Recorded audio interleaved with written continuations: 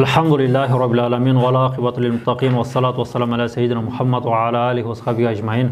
Allahumma rabbi yasir ve la tu'assir rabbi tam bil hayr. Hurmatlı jigitler, biz murunqu sabagыбызda Süllemül Munawraq mantık iliminin Süllemül Munawraq деген китебинен баштаганбыз. Бұл китептің авторы белгілі болғандай эле Аллама Абдурахман ибн Мухаммад Ахтари. Бұл жазайырлік болады. Хижри жыл 983 жылы дүниеден қайтқан. Бұл 5-ші бетте тұрады. Мурдагы сабагыбызда біз инна мабадия кулли фанин ашара деп ошол мантык илимине киришүү кылганбыз.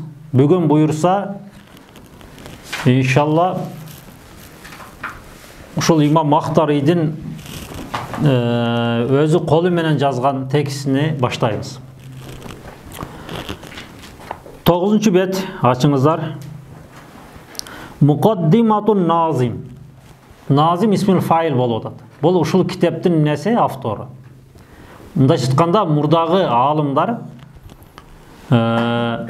ушул китепти мен жаздым дебей, мындай кичине өзүнө кичпейилдикке алып, Назим жазуучу деп, катип дегендей мааниде айтканда. Өзү негизинен билебиз, бул жанагы мончокторду шуру мончокту айландырып тизет го, сонун кылып. Ошонун дагы неме мурда ошонун дагы неме деп коет да. Маңзума деп. Ана Маңзуматул Байкуния деген китептер бар го, жанагы хадис илиминденчи, мусталах хадистен. Ошол сыңарыдагы бул өзүнүн кичпейилдик алып айтып атат. Кала дегенде максат бул имам Ахтари. Имам Ахтари. Малики мазхабта болгон имам Ахтари айтты.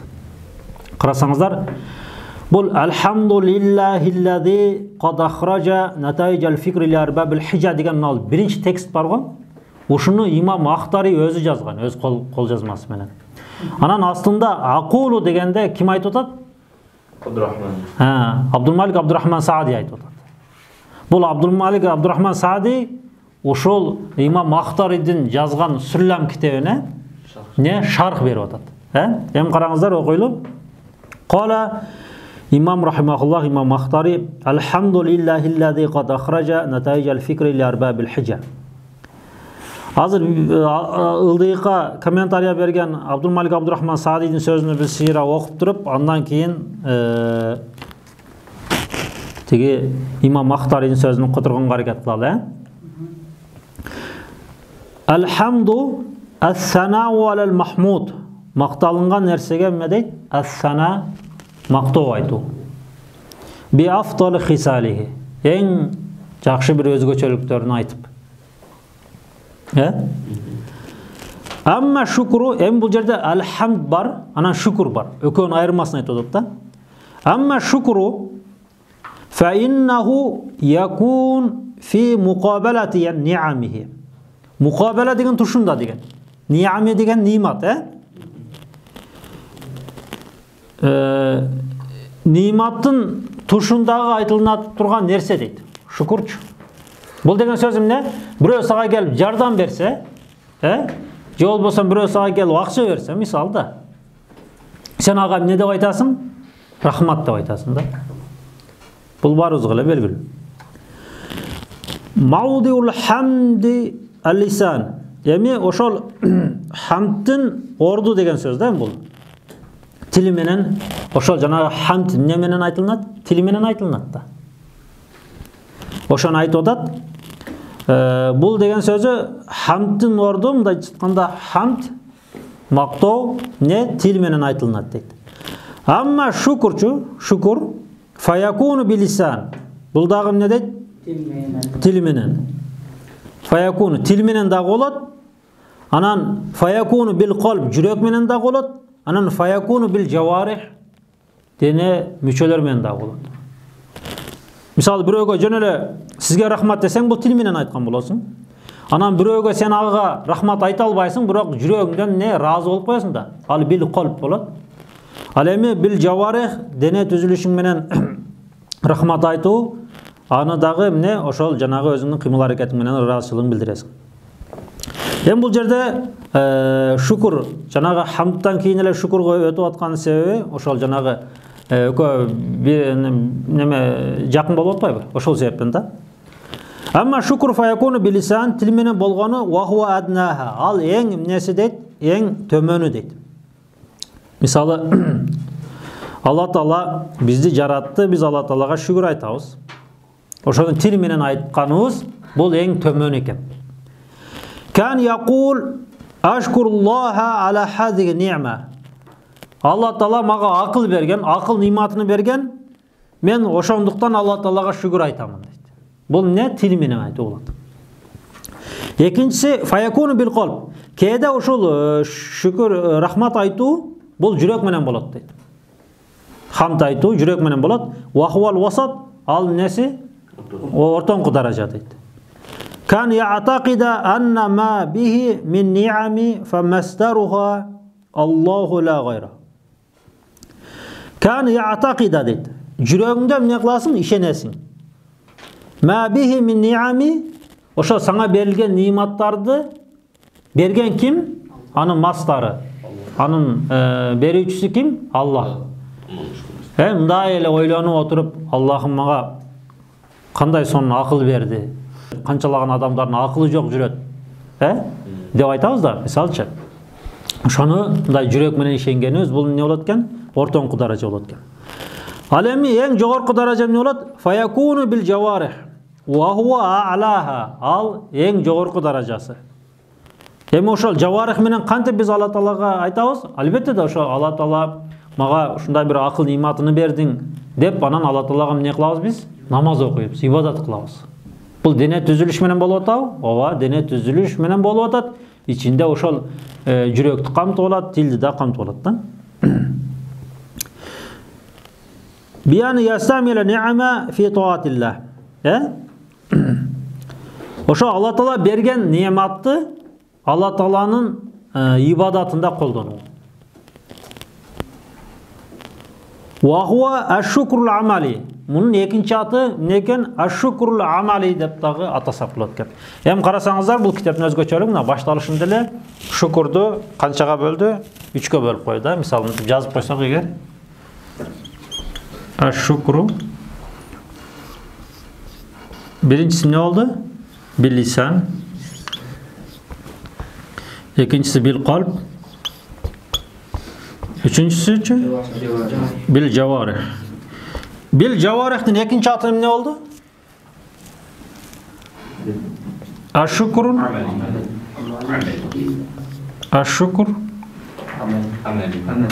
ал-амали болду. Карасаңыздар, мына шукурдун 3 түрүн айтты.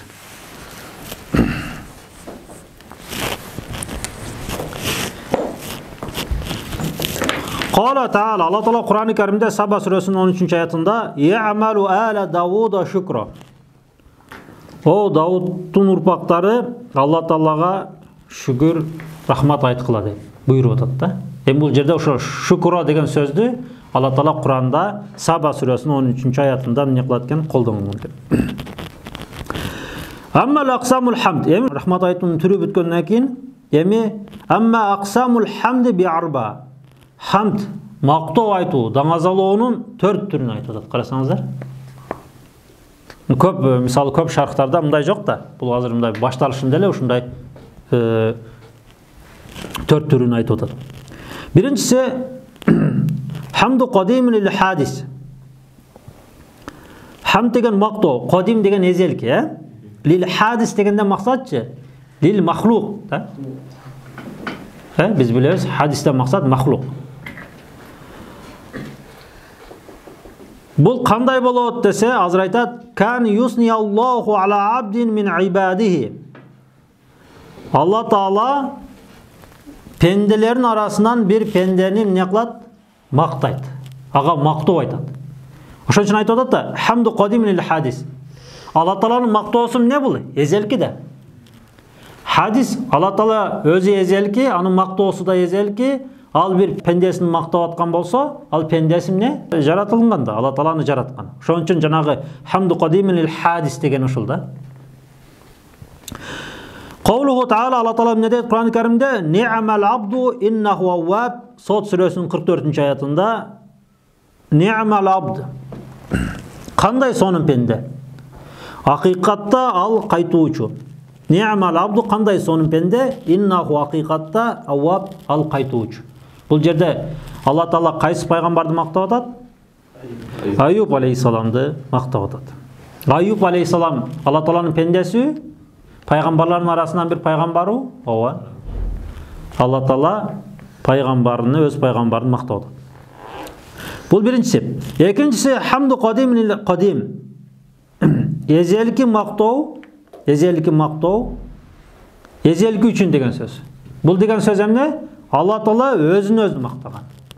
Құран аяттар толтырады. Мисал қарай тұрған болсақ, кән юсни Аллаху таала ала нафсиhi. Алла Таала өзін не дейді? Мақтайды. Мысалы, қул хуаллаху ахад, Аллаху самад, мысалы, инна Аллах ала кулли шейин қадир деген аяттар да мысалы.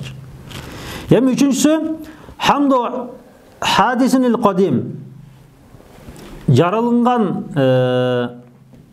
пенде, мысалы, Алла Таала жаратқан пенде лил қадим езелки болған затқа не қылады? Мақтау айтады. Ол біз, мысалы. Кән юсни ал абду ала роббихи.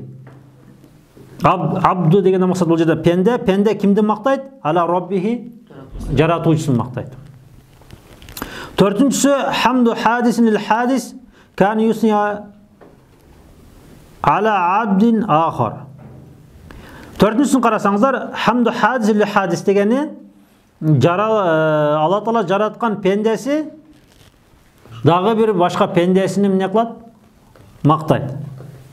Бұл мысалы біз жөнеле башқа біреулерді мақтаймыз ғой.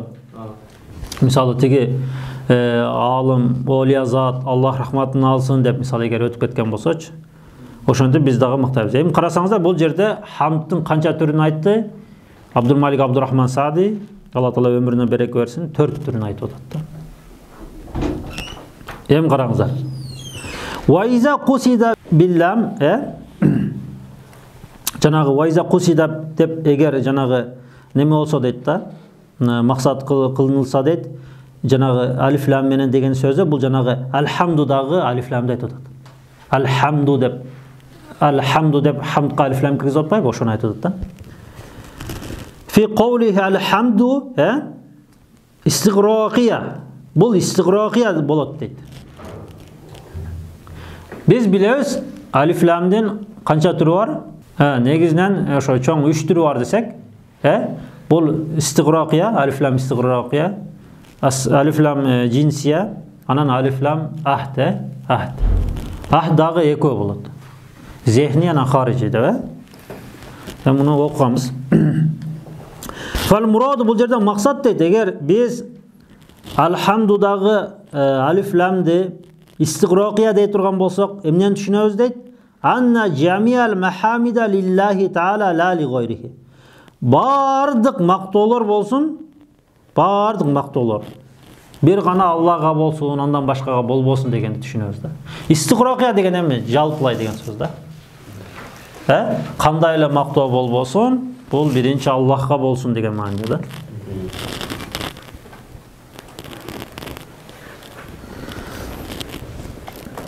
Onuncu bet. Huwa fi sulasil uval vadih. Tege mынау хамдты 4-кө бөлүп айтып атпайбы? Ошонун 1-чи, 2-чи, 3-чүсү эмне дейт? Бул вадих дейт. Неме? Ачык келди дейт. Муну кайсын айтат? Хамду кадим лил хадис, хамду кадим лил кадим, хамду хадис лил кадим. Ушул. Үчөөсү эмне дейт? Ачык келди дейт. Амма рабиу, ал эми 4-чүсүчү бул эмне? Хамдун хадис лил хадис. 4-чүдө ушуну айтып атат да. Фа иннаху яттадиху аннаху лиллахи айдон мин қаулихи саллаллаху алейхи вассалам. Бұл 4-чүсі пайғамбар саллаллаху алейхи вассаламдың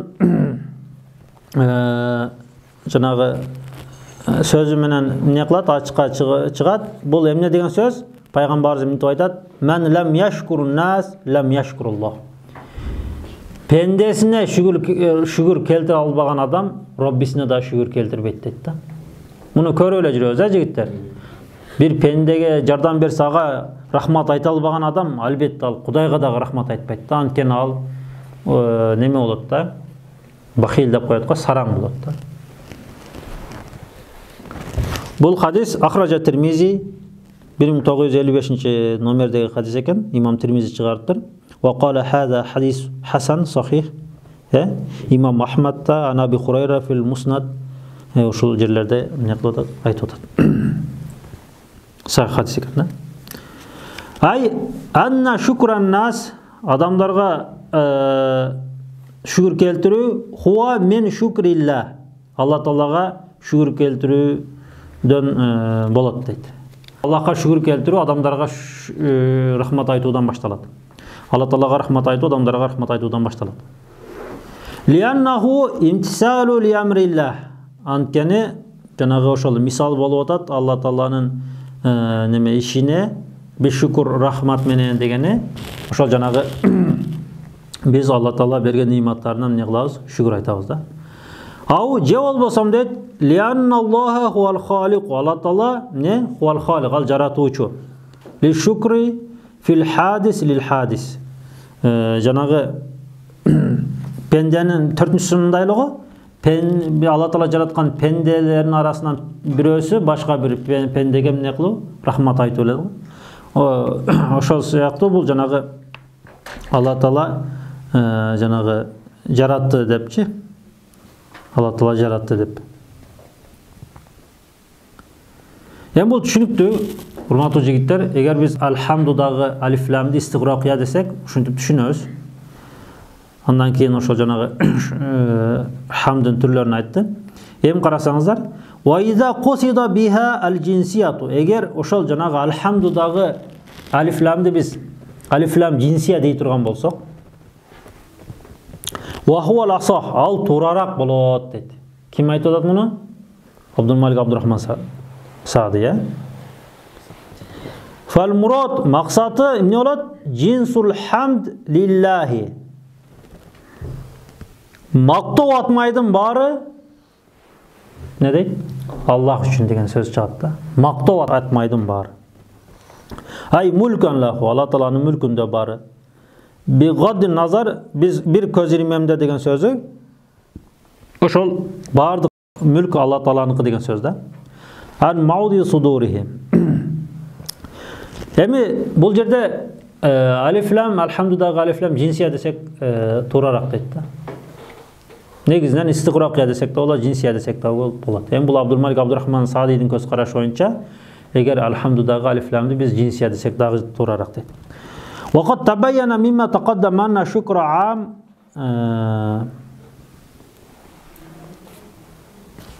موضعا وأخص سببا والحمد عام سببا وأخص موضعا.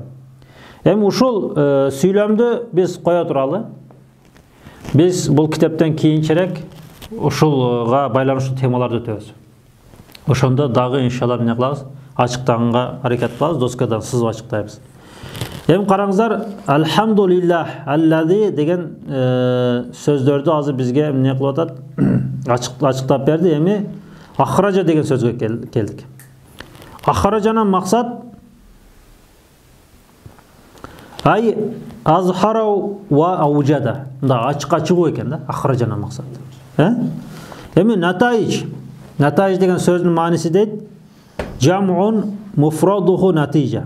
Бул натижа деген өзү муфрад, натайж эмне? Ошонун жамы да. Вахия ма тахсулу ба'дал муқаддимат. Муқаддимат деген сөз жанагы баштапкылар да. Баштапкылардан кийин келген нерсе. Бул деген сөз эмне? Бул жанагы муқаддима сугра кубра деген өзүндө терминдер бар. Бул мантыкта. Мисалы бир нерсени баштаганда деле биз баштапкы этап деп коебуз го. Ошол баштапкы этаптардан кийин анан биз натыйжага жетебиз да. Же башталганда эле натыйжага жетебизби? Бардык эле нерседе, практикада болсун, жөн эле ой жүгүртүүдө болсун, сөз түрдө эмне болот бизге? Ошол жанагы алдыңкы сабагыбызда айткандай эле кичинекей белгилүү нерселерден чоң белгилүү нерселерге жетебиз да. Башында бизге белгиси болуп турган, бирок биз белгилүү нерселер менен ошо белгисиз нерселерге эмне кылабыз? Жетебиз. Al-фикру деген сөз, қарасаңыздар, эми ал-фикруну дагы ачыктап атат. Ал-фикрдан максат башка китептерде ан-назару деп те келет. Жазып койгула, ал-фикру ан-назару. Бул жерде азыр аныктамасын берип атат да. Эми бул китептердин ичиндеги бардык эле сөздөр терминдер да эми. Пикир деген эмне десек, жөн эле пикир деген. Wa huwa tartibu umurin ma'lumatin. Ma'lum болгон нерселердин эмне? Нерселердин тартиби. Li tawassuli biha ila amrin majhulin. Жетебиз ошол жанагы белгилүү болгон, тартиптештирилген белгилүү болгон нерселерден эмне? Белгисиз нерселерге жетебиз. Эми буга жана мисал алдыңкы сабагда мисал келтирдик, Ал-алам мутагайир куллу мутагайир хадис ал-алам хадис депчи. Алам бул өзгөрүлүп турат дайым. Эгер ким аны өзгөрбөдү десе, анткени ал көзү менен көрүп турат, убакыт чындапчы. Эми дайым өзгөрүлө турган нерселерди албетте Алла Таала жараткан, анан натыйжасы, жыйынтыгы эмне дейт? Ал-аламу хадис болот да. Эми карасаңыздар, мисалу хаза мисалды айтып атат. Мукаддимату сугра маалума, эмне үчүн мына мукаддимату сугра кичине мукаддима. Бул маалум белгилүү десе, мисалы ал-аламу хадисун. Алам жаратылган деген биз баарыбыз эле мусулмандар билебиз да, бул алам жаратылган. Алла Таала эмне кылган, муну жараткан да. Эми ва куллу хадисин лаху мухтис. Эми бардык жаратылган нерселердин жаратуучусу бар деген сөз да. Бул эмне экен? Мукаддима кубра. Бул дагы маалума, бул дагы белгилүү, Эми карасаңыздар, бул жерде мукаддима сугра эмне үчүн мукаддима кубранын мурун өтүп келет? Биз муну айтабыз. Анан натыйжасы эмне болуп калды? Натыйжа мажхул. Натыйжа белгисиз болчу, бирок биз ошол жанагы мукаддима сугра кубра менен эмне натыйжага жетебиз. Натыйжасы фал-аламу лаху мухтис. Аламдын жаратуучусу бар деген сөз да. Түшүнүктүбү? Ал-аламу хадисун ва куллу хадис лаху мухтис фал-аламу лаху мухтис. Бирөө келип туруп сага Алла Тааланын барлыгыны акылый далили менен мага ишендирип берчи десе, сен ушинтип ишендирип коесуң. Алам жаратылган, бардык жаратылгандын бир жаратуучусу болот. Жыйынтыгы эмне? Ал аламдын жаратуучусу Аллах деп айтабыз да. Вакад адафа натайжа. Эми бул жерде вакад адафа чындап бул адафа жанагыдай неме деп айтып атпайбы? Адафа деп кошумчалап келди, натайж дегенди жазды, кошумчалап айтты дегени өзүнүн китебине жазды деп кимди айтып атат? Бул имам Махтариди айтып атат да. Мындайча айтканда, бул жанагы матынды карасаңыздар, натайжал фикри мудоф дей болуп атат да. Натайж мафулун би ва хуа мудоф ал фикри мудоф илайх болуп атпайбы? Эмне үчүн ошол жанагы фикирге натайжды мудоф илайх кылды десе, лианнаху хуаллади янкулу минал мукаддиматайн илайха. Ушул эки мукаддиманан не натыйжага өткөндүктөн дейт да. Эки мукаддимасы дегенде, мисалы мукаддима сугра ал-аламу хадис болчу, мукаддима кубра ва куллу хадис лаху мухтис болчу, натыйжа болсочу эмне болду? Фал-аламу лаху мухтис. Мухтистен максат ошо жаратуучу да. Ал ким? Ал Аллах да. Эми карасаңыздар, бул жерде хижа деген сөз келди. Хижа деген сөз, хижанын максатчы, хижанын максат ал-акылу, акыл экен. Эми биздин аалымдар, Аллах разы болсун, ошо бизге чейин ушул ар бир сөзгө аныктама берип кеткен да. Бул акылдын аныктамасы эмне десе, карасаңыздар, сизип алыңыздар. Ал-акылу ва хуа нурун роббаниюн. Бул Алла Таала тарабынан берилген не? Нур. Алла Таала жаратканбы? Ооба, жараткан. Ва хуа нурун роббани бихи tudriku нафсу. Нафсуна максат эми адамдарды деп койсоңор деле болот. Адам ошол акылы менен билет. Эмнени билет? Ал-маалумати. Маалыматтарды билет. Кандай маалыматтарды билет? Ад-дарурията. Дарури. Дарури деген сөз буга далил алып келбейсиң. Бадихи деп коет. Мунун экинчи аты бул мындай. Мисалы, баласы атасынан жаш жагынан кичи. Муну сен мындай ойлонбой туруп сага бирөө сен атаңдан чоңсуңбу, же болсо жашың жагынан да, боюң узун болуп кетиши мүмкүн. Жашың жагынан сен атаңдан чоңмусуң же кичинесиңби десе, ойлонбой туруп эмне дейбиз? Кичинебиз деп айтабыз да. Муну эмне деп айтат экенбиз? Маалумат дарури дейт экен. Анан назари деген сөз эмне? Бул ойлоносуң бир аз. Жанагы үстүндө айткандай эле ал-аламу хадис ва куллу хадис лаху мухдис дегендей элечи. Муну жана кичине ойлонуп отуруп анан не кыласың? Натыйжага жетесиң. Кээде жанагы мукаддима сугура кубра деп эле айтып атпайбы бул жерде? Бул бир эле эки эле мукаддима болуп калбайт. Кээде толтура мукаддиманан дагы натыйжа чыгышы мүмкүн да. Ошону айтып атат. Бул акылдын аныктамасы ушул экен. Эми ва фил байти бул байт деп ошол жанагы текст айтып атат, Кайсы текст? Алхамдулиллахиллади кад ахража натайжал фикр ил арбабил хижа деген текст айтып атат. Текстти ал байт деп дагы атап койгон, барлыгыбызга белгилүү. Бараат истихлал. Бараат истихлал деген бул балага илиминен муну өткөнбүз. Ошон үчүн көп токтобойлу. Бара деген сөз өзү мындай фаqa яфуqu дегенде мындай өйдө болду деген сөз да. Истихлал деп эмнени айтабыз? Истихлал деп негизинен ошо жанагы жаш бала төрөлөт го. Ошондо чыккан үндү дагы истихлал деп айтат экен да. Негизинен хилал деп бизде эмнени дагы айтабыз? Жарым ай. Толгон айдычы? Бадыр. Жөн эле айдычы? Комар дейбиз. Ушундай кичине айырмалар бар да. Бул араб тили жанагы бай тил болуп атпайбы? Бул жерде бараат истихлал дейт. Бул деген эмне десе? Ва хуа атакаллуму би каламин фи аввалил бахс. Ва хуа атакаллум бул бир эмне? Сөз сүйлөө болот. Би калами фи аввалил бахс. Бахстан максат ошол кайсы эле темада ошо биринчи эле сүйлөп аткан учуруңда мындай белгилүү болуп калат экен да.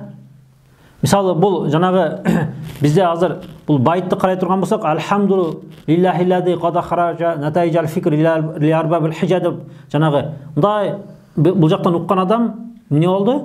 Бул акылга таянылган бир илим окшойт. Бул жанагы сөздүн башында эле акылды айтып кетип атат деп мындай түшүнсө, ал эмне болот экен? Бараат истихлал болот экен. Мында карасаңыздар, хуа такаллуму би калами фи аввалил бахси ау хитоб. Хитобтан максат биз билебиз жанагы хутбаларга чыкканда же болбосо жанагы башкы китептерди ачып окуганыбызда жанагы башкы сөздөр эмне болот? Ошол китептин ичинде эмнени баяндайт. Ошолорго мындай кичине болсо дагы мындай неме берип кетет го. Түшүндүрмө берип кетет. Эми карасаңыздар, хуа атакаллуму би каламин фи аввал бахси ау хитоби бихи яшуру самиу. Сами угуучу адам. Бирөө чыгып хутба кылып атса, яшур бул жакта угуучу адам яшур сезет дейт. Эмнени сезет? Би мавдуул хитаби вал бахс. Ошо эмне бүгүнкү тема эмне түрүндө болот экен. Эмне кандай тема болот экен. Ошону дейт. Бул жакта уккан адам эле эмне кылат дейт? Билип коёт дейт. Ошол сыңар эле бул илимдин башында ошол Алла Таала жанагы акыл тууралуу айтып аткандыктан бул ошол логика, мантык илим экен деп неме билинип турат дейт да. Ва хуна ашара ал-байт бул жерде неме ишарат кылынды дейт. Иля анна мадмун ва хуна ашара ал-байт иля ан мадмун хада ал-илм хуа ат-тахаддус ан ал-муқаддимат ва натижа аллати сатахсул минха. Эми бул жерде ошол жанагы бул биринчи эле тексттен дейт, биз биринчи текст өзүнө ичине эмнени камтып алган дейт. Ушундай бир илимди хуаттахадус анал муқаддимат ва натижа ал ошол жанагы муқаддиматтардан бир канча, анан натижалардан жана ошолорго кантип жетүүнүн жолдоруну үйрөткөндүгүнүн мындай неме кылып турат дейт да, ишарат кылып турат дейт. Эми карасаңыздар, муну которуп коелу. Негизинен бараат истихлал дегенде бул жанагы хуснул иптида деген эле сөз негизиненчи.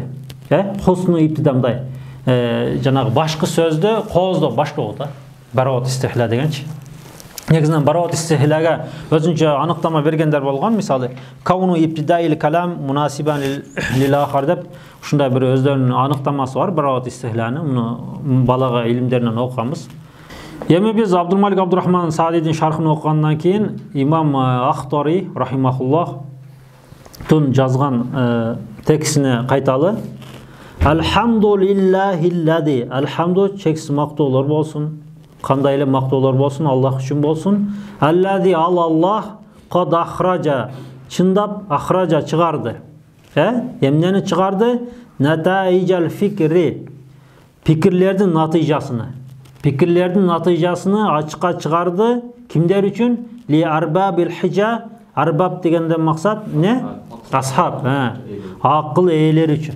Карасаңыздар, мисалы, Аллахка чексиз мактоолор болсун дейт. Ал Аллах акыл ээлери үчүн пикирдин жыйынтыгын түшүндүрдү деп эле айтып баштап айтып атпайбы? Бул бараатул истихлал да, хуснул иптида да ошол үчүн. Муну уккан адам, бул жанагы мантык тууралуу, логика тууралуу айтып аткан турбайбы деп, ушул биринчи эле текстинде түшүнөт деп айтып атат. Ушул жерге чейин токтоп туралы. Иншалла кийинки сабак буюрса улантабыз.